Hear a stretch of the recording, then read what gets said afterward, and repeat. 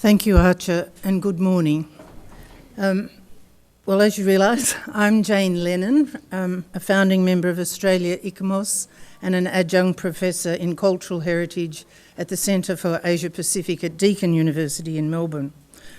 My original task was to introduce Gustavo, but he is unable to be with us this morning. He has sent his paper, which Ken Taylor is going to read to you. Gustavo's mandate, I think, for ICOMOS has been to bring change and to look at new tools and new ways of assessment, and I think some of that will be reflected in the paper. But before introducing that, I would just like to make a couple of comments. Ken and I last year edited a book called Managing Cultural Landscapes, with emphasis on Asia and Pacific. And I'd like to acknowledge very much some of our authors who are in the audience and participating in this conference. Nalini Thaker from India, Nobuko Inaba from Japan, Nora Mitchell and Robert Zelnick from the US. So if you haven't read the book, I urge you to see their wise words about issues in their country and our summaries based on work from IUCN, ICOMOS, etc. But as is customary in our country, I would also like to acknowledge, before we start speaking, the traditional owners on whose land we meet. And I bring greetings from the Gubbi Gubbi people of my city of Brisbane. Thank you. Now, Ken is going to read this, and he is going to have a more academic introduction to his work in another panel. So we just ask Ken, I know he doesn't sound like Gustavo, but he'll do his best. Thank you, Jane. Well, when I got out of bed this morning, I was Ken Taylor, and now I'm Gustavo. But before I take on Gustavo, let me also say, as an Australian, an English Australian, originally from England, lived in Australia for nearly 40 years, can never understand why we didn't go earlier. I would also like to acknowledge the traditional owners of this country, where we are today, the Delaware and the Lenape, and bring traditional greetings from the Ngunnawal people of Canberra, where I live. Gustavo's paper is called Preserving Cultural Landscapes, Contradiction or Paradox. I want to begin by thanking the Cultural Heritage and Preservation Studies programme, and in particular Professor Archer St. Clair Harvey, for organising and inviting me to participate in this event that I'm certain will result in a substantial contribution to our field. Let me say at this stage, I will resist the temptation to put in my own ad-lib comments. It's very difficult as an academic, but I won't do it. I have titled my talk today, Preserving Cultural Landscapes, Contradiction or Paradox. I have done this with the intention of providing some drama to the transitional position that the heritage conservation field finds itself in, and that demands that we take a number of serious decisions to set a course for its continued effectiveness, development and growth. Cultural landscapes are the heritage of today. It was Nora Mitchell, while we were organising the San Antonio Symposium on Authenticity in 1996, who made me see that we all live in cultural landscapes. This taxonomy may be new, but the concept is as old as humanity itself. In fact, the overarching notion of cultural landscape subsumes it into all other forms and categories of heritage, of which the most recent, of course, are historic towns, for whose protection UNESCO now proposes the historic urban landscape approach. The cultural landscape is an ample, cross-disciplinary territorial concept, one that incorporates all of the heritage challenges and complexities of the 21st century, about which I will speak today. Those of you who are members of ICOMOS may recall that 4 years ago, after being elected president of ICOMOS, I issued a challenge to the general membership of ICOMOS to engage in a global reflection on how our field was in need of developing and adopting major theoretical as well as practical tools that will respond to the many changes that have occurred over the last 2 decades. And this is in terms of what cultural heritage is perceived to be and the various roles that it is being called upon to play in all our societies. That challenge paper, the title was Protecting Heritage Places Under the New Heritage Paradigm and Defining Limits for Change, listed some of the signs that drastic changes had occurred, many linked to cultural landscape issues. Changes such as the following slides show. The official recognition as heritage of sites where there is little or no man-made fabric to preserve, such as in places of memory and sacred places, as in this example here. The requirement to manage social processes, communal rituals, and other traditional uses of the land that, together with or even unrelated to the site's material fabric, are deemed integral to the significance and history of the place. Chaos.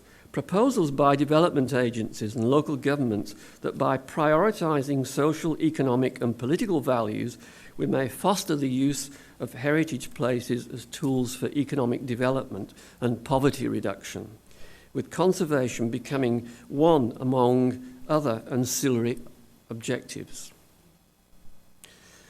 The growing public acceptance of facsimile reconstructions as valid equivalents of originals long gone, and the pandemic of facadism that continues to gut thousands of individual buildings in historic cities in both Europe and the Americas. Actually, I will ad lib. We should have added Asia to that. The aggressive rejuvenation and adaptive use of historic buildings through excessive in-kind replacements, here at Mount Vernon. The densification of construction in and around historic urban districts through consolidation of traditional smaller lots into larger ones and through high-rise construction, all of which erode the traditional urban morphology of historic cities. The extreme anastylosis of archaeological ruins justified as interpretation to make an archaeological site more intellectually accessible to visitors and competitive in luring tourists. The burgeoning urbanisation around cultural sites and districts in Asia at the expense of traditional or vernacular neighbourhoods. The race to capture tourism without proper preparation for expanded visitation. All of these phenomena rely on 4 interconnected but very basic characteristics that have entered the field slowly, but so decisively that today they are accepted as the norm. Yet they have caused tectonic shifts in the field of heritage conservation, creating some gaps and weaknesses in our ability to safeguard heritage places that beg to be addressed. We'll look at these one by one. The first change has to do with the appropriation of heritage by communities all over the world.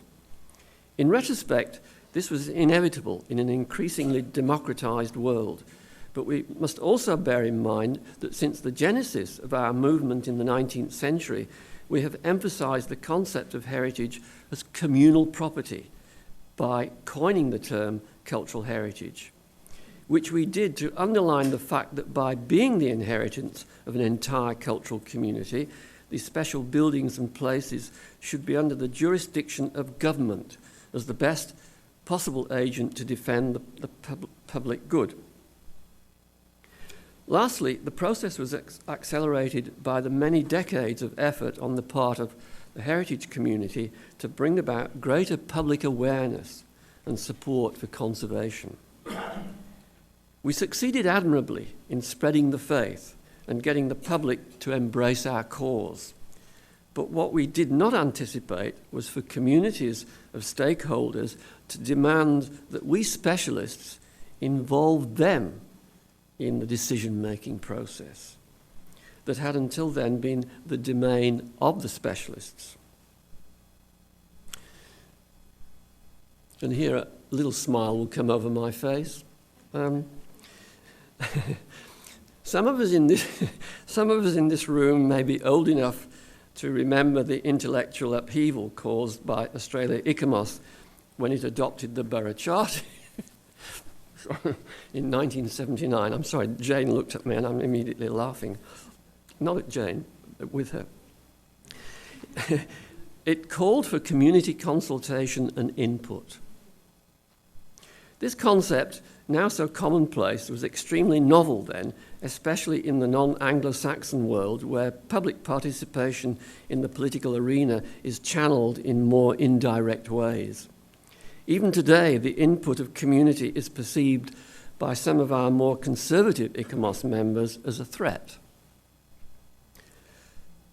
particularly by those traditionally vested with great authority in their jobs in government and monuments services. ICOMOS supports community participation, but clearer channels are needed for it to occur. The second tectonic shift, closely connected to the first, was evidenced by a qualitative expansion in heritage values. And it's hard to speak about values without referencing the reflections of Alois Riegel in his seminal 1903 work, The Modern Cult of Monuments. He analysed how the nature of various types of values attributed to the material fabric of a heritage place inevitably leads to different choices regarding which components of the place will or will not be protected and how they will be treated. I keep going back to Riegel because his methodology remains a valuable analytical tool in light of the expansion that has taken place in both the range of values and where those values reside. With communities empowered to identify their heritage and define its use and treatment without any clearly adopted discipline, it was to be expected that multiple new reasons would arise for previously commonplace places to be deemed as heritage. In other words, heritage is being valued for reasons that in the past were unacceptable for designation. Until not so long ago, heritage had depended on two types of values that had prevailed from the work of Valadier and Stern in the 1810s to the theories of Cesare Brandi of the 1960s. Heritage values were either historic or aesthetic, or both. With communities empowered to attribute a broad range of significance to places, a whole variety of previously unaccepted values has been ushered in that are political, social, and economic in character, and that in some cases manifest the interest of the current generation rather than those inherent in the continuum of the intergenerational contract that obligates us to transmit our heritage to those who follow us with the same potential, integrity, and authenticity with which we received it from our ancestors. This new ability of communities to deal flexibly with their heritage has meant that often the main objective is not conservation as it once was. Thrust into the political arena, heritage is becoming a complex issue with many possible divergent objectives. The result is what Julian Smith has called the ecological approach to heritage. The public prominence of heritage and the acceptance of political values has converted heritage into a political tool with multiple uses. One result has been a numerical explosion of registered sites in official inventories. Along with this, there's a trend to reinterpret from more points of view the significance of sites that were previously listed. By achieving official recognition of their heritage places and traditional practices, minorities and ethnicities gain legitimacy and visibility in societies where a dominant culture had once prevailed. The richness of multicultural representation in heritage inventories has been a visible tool to champion the cause of pluricultural societies. As to economic values, with heritage increasingly linked to community development and poverty reduction, the economic values have tended to coalesce with the social and political ones into an indivisible unit that often places the authenticity and integrity of our heritage resources at considerable risk. Just last week in Paris, we heard from many of the African states parties to the World Heritage Convention a loud call for more flexibility and assistance on the part of ICOMOS and IUCN in reconciling mining with conservation in World Heritage sites. It seems that amid the confusing evolution that heritage is undergoing, some have concluded that they can have their cake and eat it too. Perhaps even more serious and definitely more widespread than mining is the increasing belief that in tourism as the great panacea for all the economic tribulations of local communities and national governments. Using again the case of the World Heritage Convention, we have seen how over the last 3 years there's been a frantic rush for inscriptions in the list at any cost. We know from nominating states parties that their motivation is not to achieve better conservation of these properties, but to move them to the top of the food chain in the tourism markets.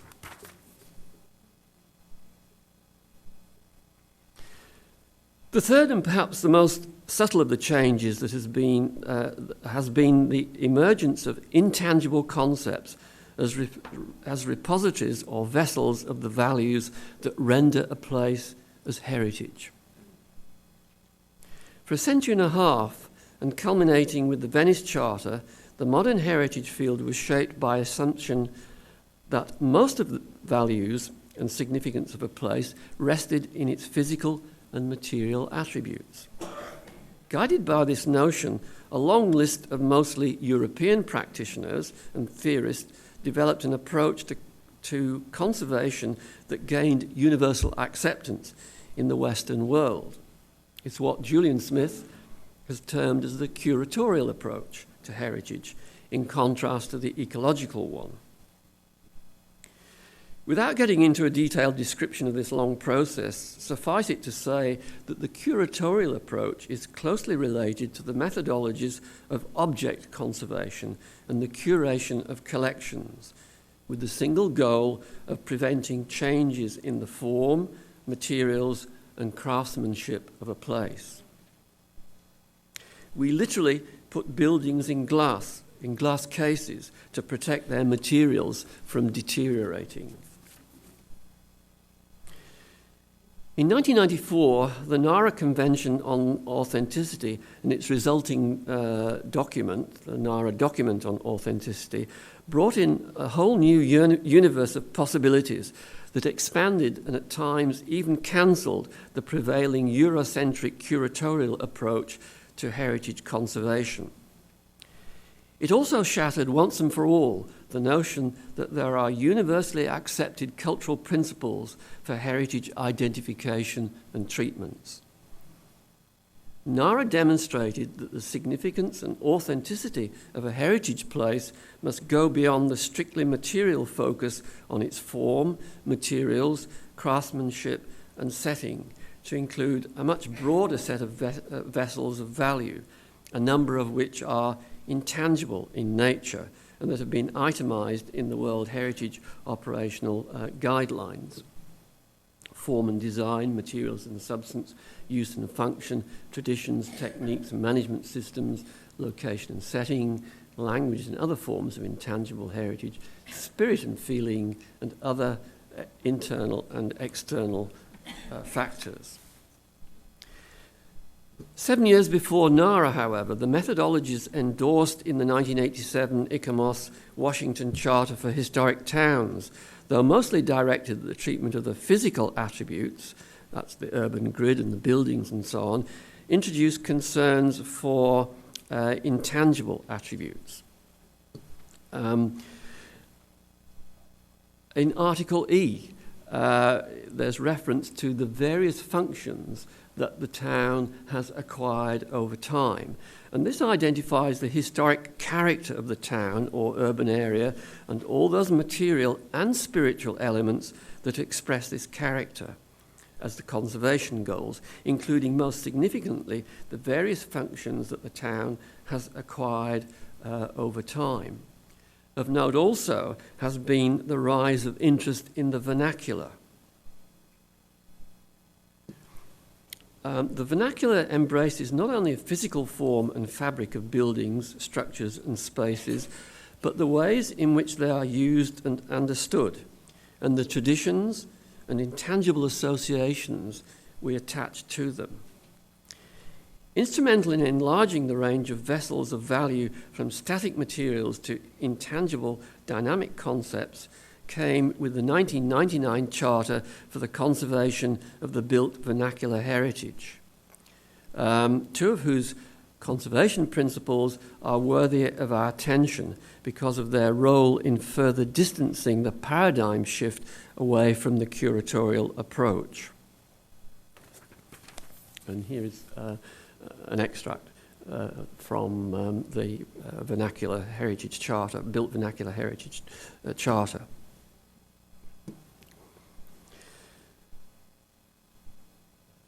The next heading is the paradox of conserving dynamic sites in constant flux. The fourth characteristic of the new paradigm shift, therefore, is a shift from static to dynamic sites, the very essence of which relies on their need to change constantly. Where once we tried to prevent change, we now find ourselves managing change. Of course, the once axiomatic idea that change can be stopped is now recognised as an impossible dream. But there are those who still yearn for the old days of greater certainty in conservation. In 1981, the ICOMOS Florence Charter on Historic Gardens was the first to draw our attention to the brave new world that we were entering, the brave new world of dynamic and evolving heritage sites. No longer were we dealing with somewhat immutable materials, but with living organisms that begin, grow, and end. Article 11 of the Florence Charter marked the shift in focus from strict conservation to maintenance that's a prerequisite of dynamically evolving sites. And here is the words. Continuous maintenance of historic gardens is of paramount importance. Since the principal material is vegetal, the preservation of the garden in an unchanged condition requires both prompt replacements when required and a long-term program of periodic renewal, clear felling and replanting with mature specimens. The need for maintenance and management of dynamic processes has come a long way since Florence. We now speak not only of material authenticity, but of functional authenticity. Another smile on my lips. That's Ken.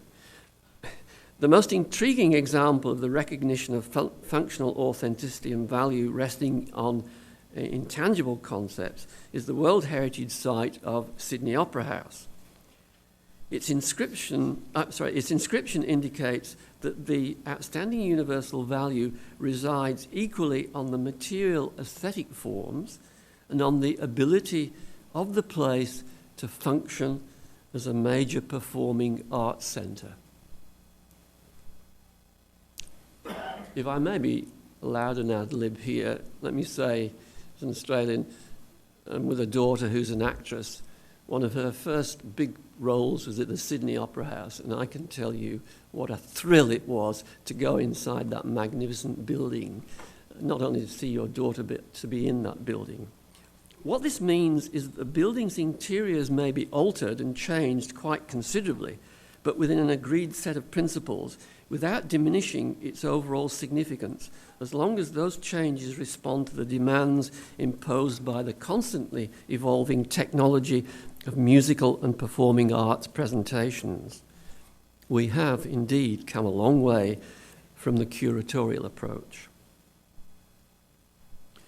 By their nature, cultural landscapes are the epitome of dynamic heritage. Being the result of the interrelationships between humans and their natural setting, cultural landscapes are in constant flux, and they adapt to the full complexity of evolving social needs that include emotional, production, technological, political, spiritual. They are also fragile and vulnerable.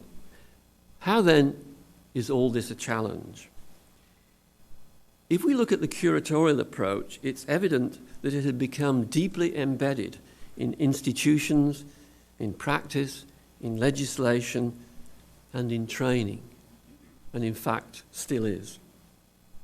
The material aspects of a historic urban district or an archaeological site have protection against demolition, disfigurement, or any physical threat that will negatively impact its significance.